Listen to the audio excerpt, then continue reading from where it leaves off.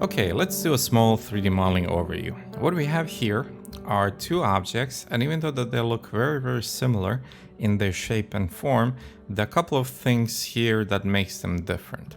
So if I come to my wireframe view and enable wireframe, we can now see the way they're constructed, and this is the main difference between the two.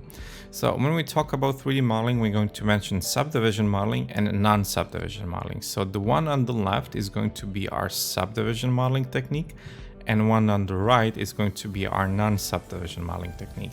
So that just simply means that for the first version right here, we are going to use supportive edges and strategically positioned edge flows to manipulate and achieve our desired geometry. So once we hit, let's say, subdivision preview or subdivision, let's say, smoothing, then we will get our result. And our result will just depend how we positioned our edges. While this technique, non-subdivision modeling, we will not be using any kind of smoothing, we will not be using subdivision preview. As you can see, then the result will not be as much as we wanted, but instead what we're going to use are bevels and booleans to, let's say, control specific areas. Like here, do we want to have more or less smoothing, and booleans for, let's say, punching a holes or simply manipulating the object and how the object looks. So both of them are practical in their own sense. So meaning that, for example, when we talk about curved surfaces, deformations, animation, we are probably going to use subdivision modeling techniques. So if we think of a character, when the character moves its arm or arms or anything that needs to move or deform while creating a movement, we're going to use subdivision surface technique.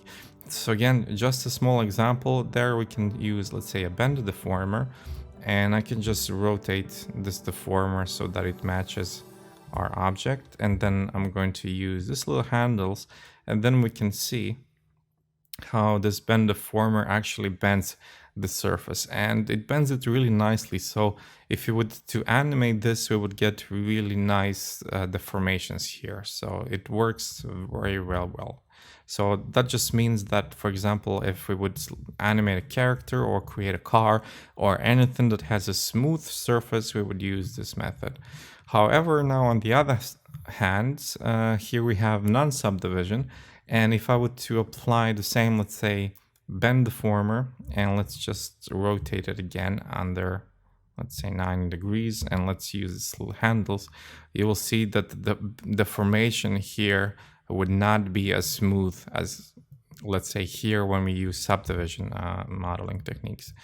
So that just simply tells us that each of them has their own use, and we just need to think ahead about our projects and which technique are we going to use and for what. So basically this one is going to use mostly for, let's say, static objects that do not need to be deformed or manipulated in that order. So let's say weapons or environment props or something like that, they're just static and they don't need to be animated. Let's say that they are animated, but if they are, then they are animated, let's say, on top of one another, like this, and there's no deformation or bending. So basically, this is now the difference. And again, you will notice maybe one more difference is that with subdivision modeling, you will have more control over how your mesh looks like. Well, here you will not have that, you will simply won't have that control over what you get. And again, just as a small example, if I'm not satisfied, let's say, with how this looks, I can simply increase here the smoothing or decrease the smoothing to get my wish result. So that would be the difference. And if I would come here now to, let's say, add the same smoothing, I would not be able to do that, but I would need to, let's say, construct all this complete part from the beginning. So again, there are pluses and minuses to both.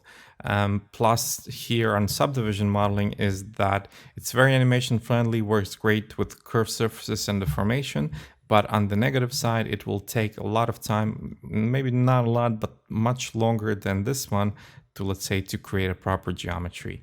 Here with non-sub-D, you will make your geometry maybe faster as sub-D, so you will get faster result, but the geometry is not as flexible and it has very limited use. And again, now if we come here, and I can also apply my blend here, we can now see the difference between the two. So basically, if we would now to, let's say, create something with subdivision, this would be a subdivision preview. So meaning that we would need to use edges to our advantage to strategically place them in basically places where we want the specific sharpening to appear, like so. And the same thing maybe we would do here or maybe here, and then we will get, let's say, this result. But again, this is just a small example of how we would position our edges to get the shapes and forms that we would want. However, when we talk about non-sub-D, in that case, we cannot use the subdivision preview, but our smoothing for the edges, so let's say that I want to select all of these edges. So we can do that just real quick. I'll just select here everything, and maybe this one too, this one and this one. So we have something like this, and now we can maybe see a better example. All right, so let me now go ahead and use bevel. And here I'm going to use chamfer off, go to fraction, and now when I hit 3 for my subdivision, with this fraction I can control how much of smoothing do I want. And the thing is, if I'm not satisfied, I can come in later and change this. So if this is too smooth or too sharp, I can change this. When we now go a couple of steps back and use non-sub-D modeling, so in this case we are using bevel, but instead of chamfer we are using segments. So basically now with segments and fraction, we will now here already determine how much smoothing do we want here.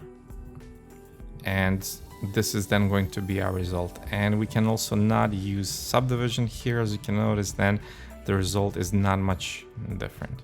So these again are the differences between the two, and which one we're going to use is really going to depend on a situation. Does our surface needs to deform? Does our surface needs to be animated in a deformation matter? Or do we need to have smooth and curved surface that these edge flows will allow us better control? If so, then we're going to use this method. But if on the other side, we are using only, let's say, environmental prop, like a static box or something that it's not going to be deformed, animated while moving in any way, like again, like a weapon, then we're going to maybe use this method. But again, in the description, I'm going to leave a bit more detailed information on both of the differences. All right, so thank you for watching, and let's move on to the next video.